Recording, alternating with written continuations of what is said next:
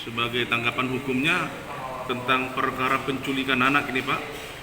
Jadi saya sudah laporkan di Polda Sumatera Utara terkait penculikan anak di Polda Sumatera Utara. Ini sejak tahun 2022, Pak pengacara. Terakhir, ya ada putusan PT UN Bandung yang membatalkan akte lahir yang telah dibuat oleh si penculik. Nah, menurut pandangan Bapak seharusnya apakah langkah-langkah yang sudah ada fakta hukum ini seharusnya bisa membantu pihak kepolisian untuk langsung menangkap atau gimana Pak prosesnya? Iya, jadi terima kasih ya. Jadi tadi kan dikatakan bahwa ini masalah penculikan perampasan anak ya. Itu anak kandung kita. Betul. Anak kandung kita ya. Ya. Nah, jadi itu sudah dilaporkan di Polda Sumatera Utara. Kemudian sudah ada putusan dari PT UN yang membatalkan dan mencabut akte lahir tadi itu yang saya tangkap. Iya. Ya kan? Betul. Jadi yang melakukan penculikan perampasan itu siapa? Dugaan itu. Siapa si Jonas Papahan, ya. Erpen Cibero dan Tiorina Banurea. Ya. Itu yang saya laporkan di Polda Sumatera Utara. Oh itu ya. Jadi begini, dari sisi hukum ya, kalau sudah ada pembatalan terhadap status anak ya, artinya tentang akte anak, tentang akte lahir ya, yang diurus oleh pihak katakanlah yang diduga menculik, yang diduga merampas ya kan, calon terduga itu ya, sudah dibatalkan akte lahirnya melalui PT UN Bandung ya. Saya kira tidak ada alasan bagi pihak penyidik Polda Sumatera Utara untuk tidak melaksanakan putusan itu. Itu kan sudah putusan, artinya berarti anak itu sudah jelas bukan anak mereka.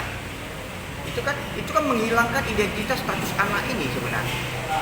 Nah, oleh kita melakukan upaya hukum dengan untung aja kita dapatkan tadi itunya ya, tentang adanya status nama anak itu sudah berpindah ke atas nama orang lain gitu ya. Kemudian sudah dibatalkan, saya kira tidak ada alasan bagi pihak Polda Sumatera Utara untuk tidak menyikapi putusan ini. Ya, apapun alasannya, laporan itu harus ditindaklanjuti. Apalagi menyangkut tentang hak asuh anak, gitu ya. Seperti itu dia.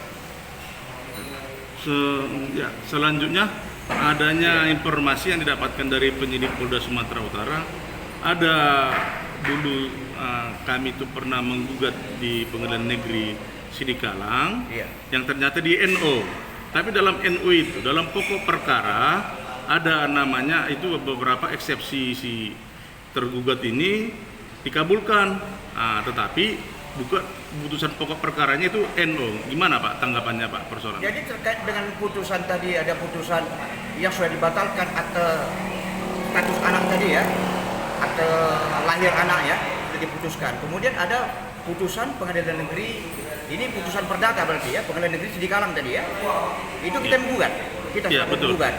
Kemudian putusan akhirnya NO. Jadi ada eksepsi dari pihak tergugat yang dikabulkan. Sekarang persoalannya eksepsi itu kan satu kesatuan yang tidak dipisahkan dengan perkara pokok. Kalau perkara pokoknya saja NO, artinya kan kalau NO ini kan berarti ada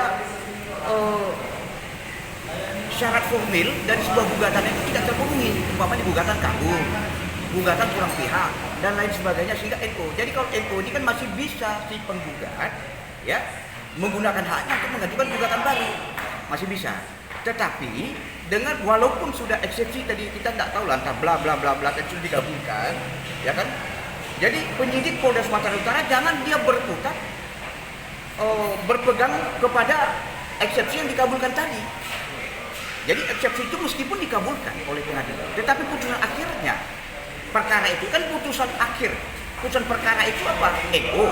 Berarti ini apapun yang rangkaian peristiwa yang ada di dalamnya itu termasuk eksepsi tadi ya NO, artinya putusan itu tidak berkekuatan hukum dia. Itu hanya merupakan pertimbangan hukum majelis yang menyidangkan, mengadili perkara akuo, mengadili perkara itu. Tadi bersifat pertimbangan saja, bukan putusan. Kalau putusan akhirnya itu dia ke NO. Jadi tidak ada alasan bagi penyidik Polda Sumatera Utara mengacu kepada putusan TUN Peruntutan Usaha Negara Bandung dan Pengadilan Negeri Sidikalang tadi ya, untuk tidak memproses, untuk tidak menindaklanjuti, untuk tidak segera menangkap, ditetapkan sebagai tersangka, ditangkap dan ditahan untuk mempertanggungjawabkan perbuatannya. Karena ini murni pidana, ini menyangkut hak asuh anak gitu ya. Jadi tidak ada alasan hukum bagi pihak penyidik Polda Sumatera Utara yang mengatakan bahwa itu eksepsi diterima dan lain sebagainya, sehingga kita harus tanya dulu pada ahli. Ya silakan saja tanya kepada ahli. Tapi saya yakin dan percaya ahli akan sependapat dengan saya. Ya seperti itulah. Karena ini putusan akhirnya, eksepsi itu kan bukan putusan pengadilan. Putusan produk putusan pengadilan itu ya itu. Antara eksepsi dengan putusan pokok itu ada satu kesatuan yang tidak terpisahkan. Ada hubungan kausal, ada hubungan sebab akibat. Ya, tidak bisa tidak terpisahkan. Kecuali eksepsi yang dikabulkan umpamanya tentang sengketa kewenangan, sengketa mengadili. Berhak atau tidak pengadilan yang bersangkutan mengadili perkara agung. Ya kan? Itu diputuskan dalam putusan sela. Putusan sela adalah putusan sebelum putusan perkara pokok diputuskan. Nah ini kan sekarang sudah masuk pemeriksaan pokok perkara dan diputuskan pada perkara pokok akhirnya diputus NO. Jadi eksepsi tadi otomatis akan hanya sekedar pertimbangan hukum majelis hukum hakim saja, bukan putusan pengadilan. Seperti itu. Oke, selanjutnya